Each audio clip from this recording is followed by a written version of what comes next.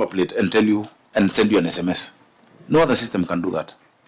I can be, because NTSA will not give a private vendor that database, you know. I can be able to compare with now for Nairobi, for instance. I have a huge database in Nairobi Water. Nairobi Water, every meter speaks to a premise or to a building. And part of what we want to do to increase our revenue, remember, is what we passed in Parliament together, the Sectional Properties Act. Why would one piece of land in Kileleshwa with one house pay the same rates as their neighbor with 60 apartments? And those 60 apartments all have a water connection, a power connection, use of our sewer and our road. Each of those need, and I hope part of the recommendation of this committee will be the end of life of RDA documents, and everybody must get a sectional title for their property. As it is, once your lease expires and you have an apartment with a certificate, the reversionary interest will go back to the owner of that apartment. And so we want to say in 6 months, let's transition all of it, and then we'll then move from an improved site value for rates. You know, today, Nairobi is the only city on the continent that bases its rates on an improved site value. World over, you have developed site value or an improvement indicator, because one house, somebody is staying in a house, it is 10-bedroom house with a lot of water, sauna, swimming pool, and the neighbor, for instance, Githogoro and Runda. Githogoro is an almost informal settlement, but the rate there is the same as Runda. It is not equitable. It is not right. And so you find that property taxes in Kenya are around 0.16% of GDP. World over, you need to move to close to 5% of that GDP, which is what we'll move to, which will give us the resources we're talking about.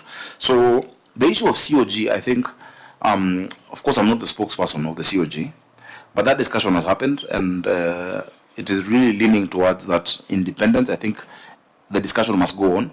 The ICRMS that Treasury is trying to do might not be the answer. This is the answer.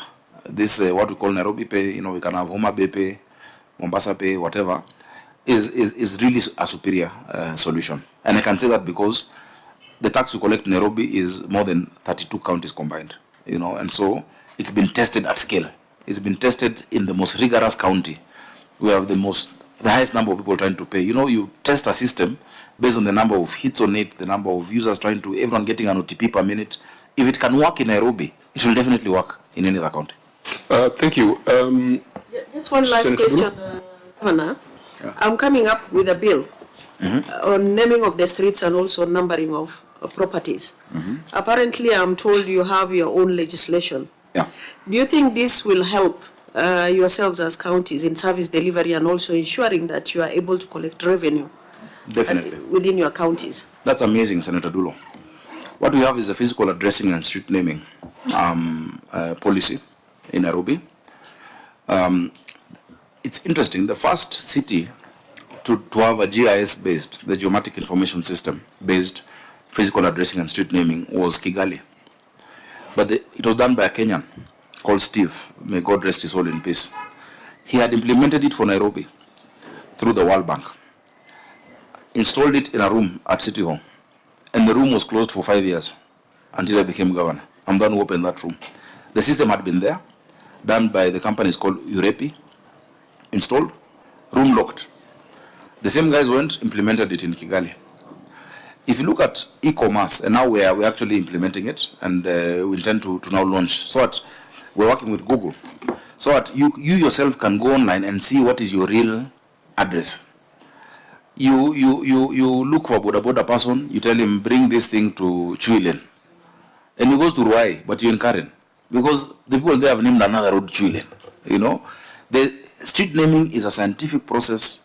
Of course, it's a democratic process of who do we name the street after or what do we name it after. But in terms of the GIS system, for e-commerce, you even get the specific flat number on the system. It is so important to us. Some resident associations have come saying they want to roll it out. I know Muthaiga residents have said they want to roll it out. Karen are discussing that. We want to roll it out for everyone, so that you can actually just check that this is actually number 5B. What we have in advanced cities, which really is basic now, on the left side you have odd numbers, on the right side you have even numbers.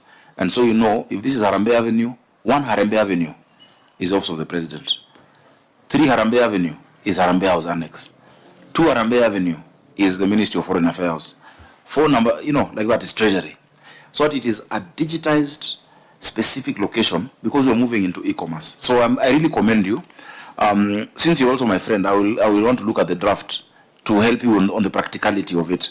Because if it then works here, it will work anywhere else.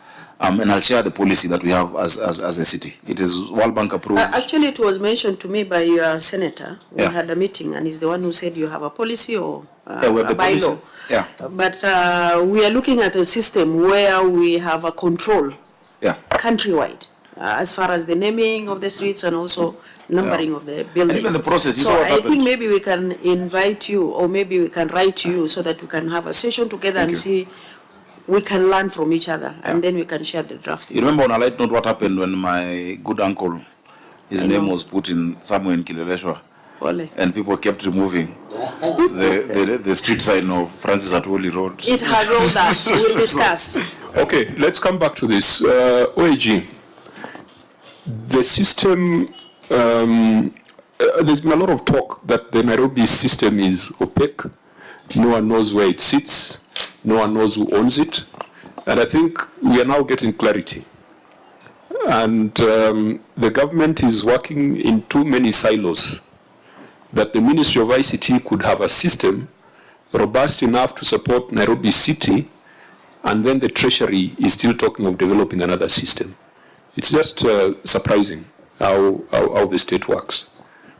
And if you give us the assurance that this system is robust, if your system's auditor interrogates this system, checks out its confidentiality, integrity, availability, and all those other attributes, then it is a system that we would want to encourage county governments to adopt. Because I believe that the initial cost of ownership will be much lower. The total cost of ownership will also be much lower than the commercial solutions that are available in the market. There have been suspicions that sometimes whatever is in the database differs from what is reported in the financial statements. We would want you to give us that assurance that every single transaction, from that parking fee to single business permit, is traceable and can be accounted for. And what they put in their financial statements corresponds to what is in the system database. This being a fairly new system, I do not expect that there'll be a lot of legacy data issues because, again, the governor indicates here that there was no data migration. So it means that it was a fresh start for them. So in as much as we're impressed with the approach, I think we'll retain just a little cynicism until the Auditor General interrogates the system. And the Auditor General assures us that the system is proper, is well secured, and that nobody can go in and alter records, or nobody can go in and declare the revenue that has been collected. Also important would be to confirm that there's compliance with the PFM, particularly with regards to swiping revenue collected to the CRF. I think we had that problem initially with Jumbo Pay. Look at the issue of trust accounts that have been set up, whether they comply with the law, and then you can advise us. Because we expect you to report by 31st of December, which is just in 1.5 months' time, we want now to allocate you that responsibility of scrutinizing these responses and then giving Parliament a good report on it. It is on the basis of that report that we will now do a proper inquiry. It could be a one-day interrogation, or it could be an inquiry that is organized such that we are able to meet the Ministry of ICT, we are able to meet the county government, and we are also able to maybe go out to the field and see how this thing operates. At the end of the day, when it comes to revenue collection, the governor has put it correctly, that it's not just about the system, there's also the operations as well. We should be able to go to Kijabe Street and ask ourselves how many parking slots are there on Kijabe Street, and how much revenue is coming from Kijabe Street on a daily basis. Or because Governor, the rumors in town, sometimes people say that those who have been in City Hall for a long time, some of them own streets and that the collections from certain streets, maybe it's a morning collection that goes to the county government, but the afternoon collections go to private pockets. Of course, right now, the most lucrative posting for a watchman in Kenya is in the CBD, because over the weekends, particularly on Sundays, they no longer guard buildings. They man the parking slots for some 50 bob and 100 shillings. So those are areas, or those are means through which there could be leakages. So look at the entire framework, not just the systems, because it could be possible that whatever goes to the system is reported, but there could also be other collections that do not find their way into the system. Give us that assurance. Give the people of Nairobi that assurance. The county assembly was doing some inquiry on a similar matter.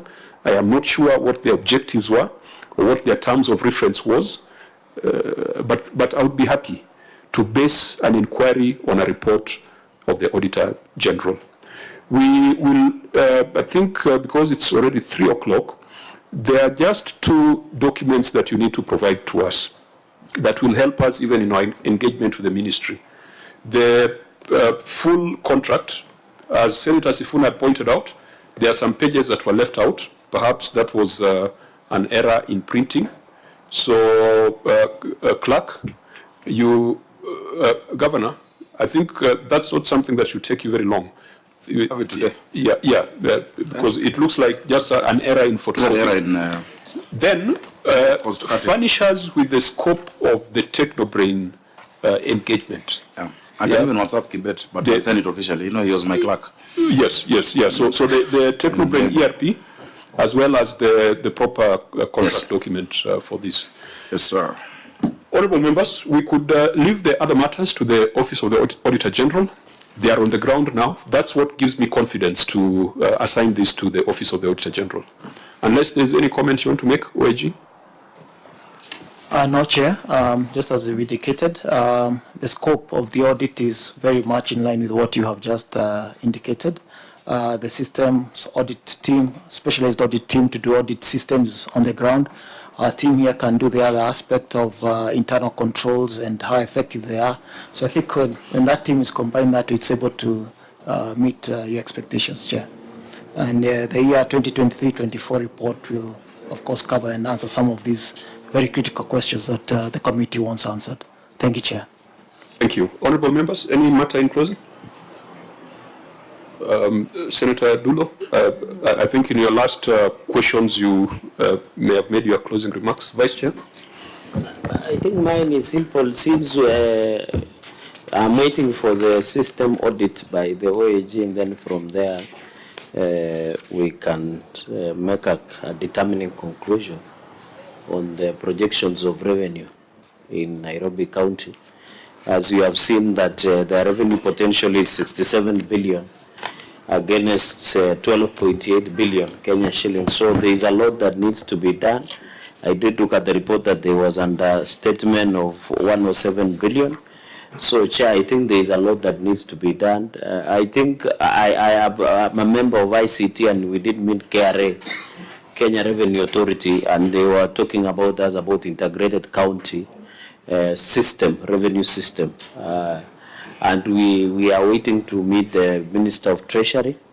I think most of the counties are losing a lot of resources through leakages.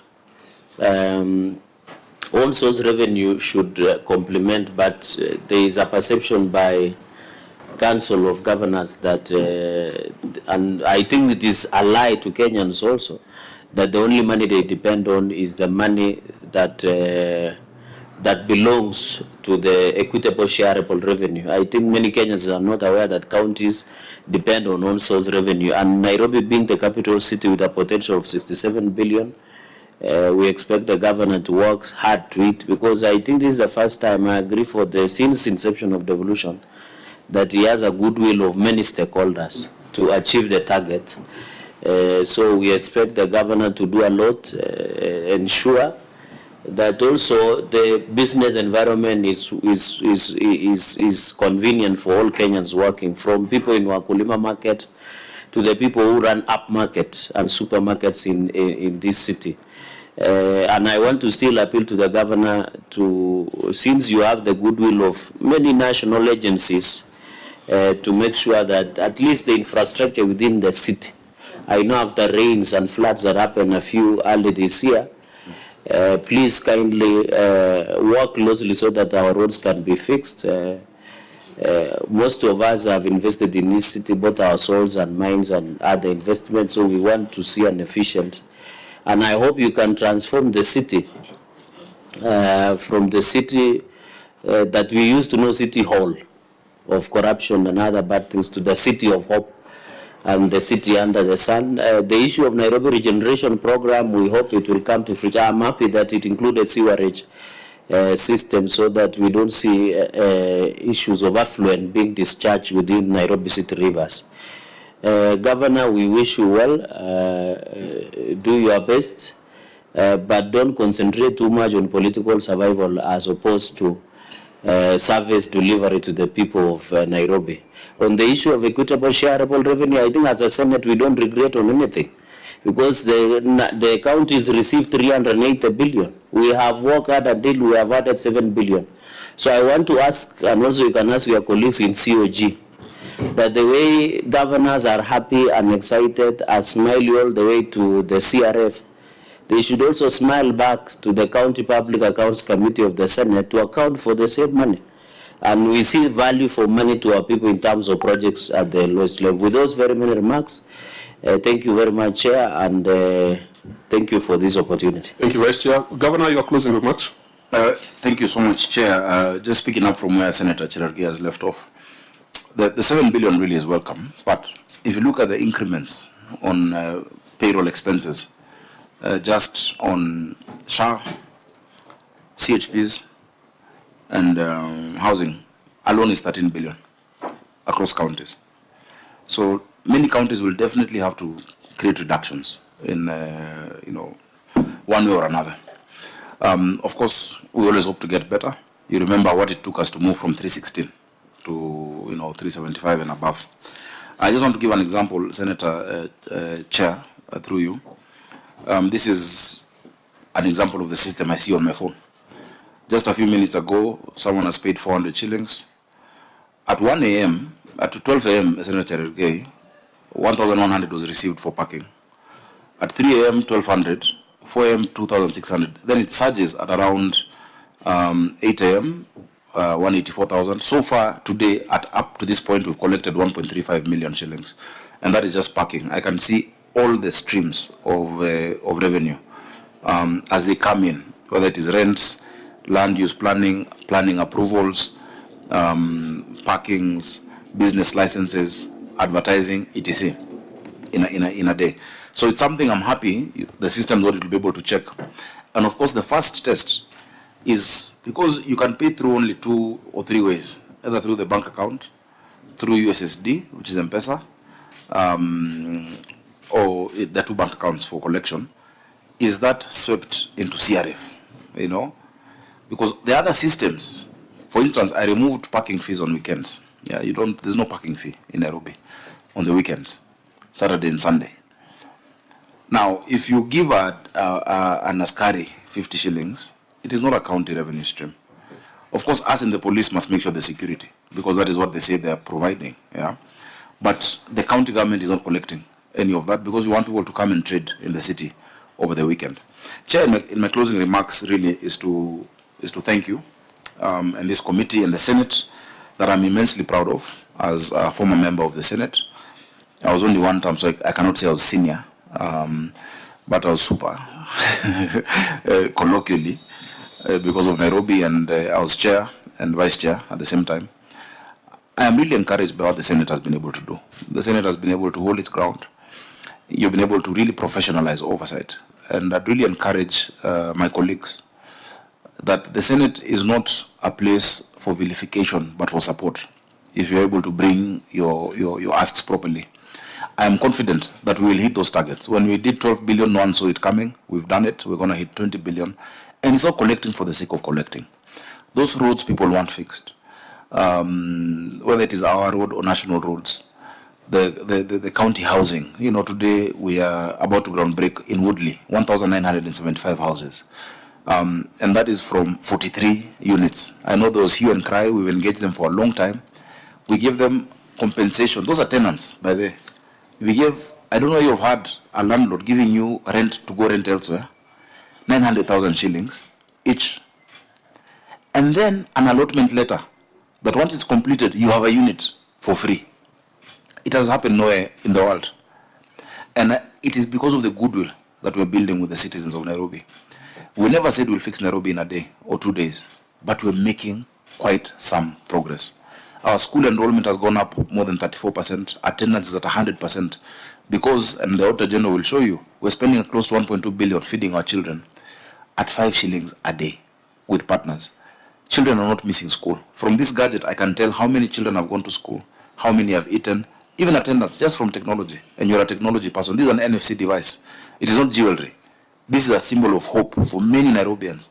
You know, we are full of hustlers. They know that whether or not I get a job today, whether it is Mjengo or Mamafua, when they know in the back of their minds that whether or not today I get somebody to wash their clothes, my child is getting a meal, that is devolution. And that is transformative. And that even reduces the mental health issues that we have in our city. So I really want to see the Senate as a partner as we develop this city. And I'm very encouraged, Chair, by you. Your view of Nairobi is the view I have. It is not just a county. This is the next frontier of our continent. It is Africa's capital. And so we must think big. We are setting up our Nairobi 2050 board to look at this city of 10.5 million people in the next 25 years.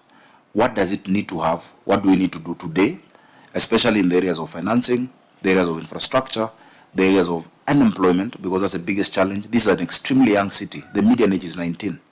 Unless you address what these young people, the Gen Z, their anxieties, when one is in high school and they can see their bigger brother jobless after having finished university, unless we address that, then it becomes a ticking time bomb, but it can be an opportunity. So, Chair, I want to thank you. We will provide all the documentation as requested. Some of them we can provide even today through Kibet, the clerk. Whatever, I think all of what you've asked for, we can provide. It will be, of course, good, as usual, for a formal request to come so that we don't miss out anything inadvertently. We apologize for the printing error of those pages. Of course, it was definitely an error. These days, with cost cutting, you want to print on both sides. And so you may say odd numbers and it prints it wrongly. So we'll be able to provide that. I also want to thank the Office of the Auditor General. They've been extremely professional in handling Nairobi. When I started off with them, when we came on board, I had to offer an institutional apology. Because previously, they had been named names. And I'm sure they know what they went through with Nairobi County. In the last 10 years, you have had only 2 appearances from Nairobi County. Once by the first governor, and once by the second governor. I think I've come a few more times. And I'm ready to, and I'm happy now we're auditing my ears. So that when I'm done with being governor, hopefully and God willing, in 2032, I don't have to come again. Because possibly Senator Kajwang, you and I might be elsewhere. You know, so we can't be coming to Senate, God willing. And so I'm grateful and always in support. You might need to end your closing remarks at that point. Senator Dulo? Chair, I just wanted to request, if it's possible, we can visit you and look at your system, how it operates, before Please. we meet Treasury and the other team. And the Ministry of ICT. Yes, I think that would be important. Even next week. Let me just very quickly in closing encourage the Auditor General to do us that favor of getting a true and proper picture of revenue collection in Nairobi City County. Governor, I grew up in Nairobi. I went to a city council school. And back then, city council schools worked. And they were the places of choice for the middle class in Nairobi. No one would take a child to a private school if you lived in Buruburu and such areas. I took Kenya bus service. It was extremely reliable. They were numbered, very orderly, and you knew that a number 34 would take you from JKIA to Otiende, and it would arrive on time. I had relatives who operated in markets in Nairobi, Jericho Market, and they had stalls. They were not selling wares on the roadside. Jericho Market, every woman had a stall. There was a section for textile, there was a section for other products. We need to go back to those days. Growing up, we consumed water from Nairobi, and we never boiled it. It was safe to drink water from the taps. I don't know whether today it is safe to drink the water from the taps. There used to be rivers flowing in Nairobi. I remember during the holidays we could go fishing, even though we used to catch tadpoles rather than fish.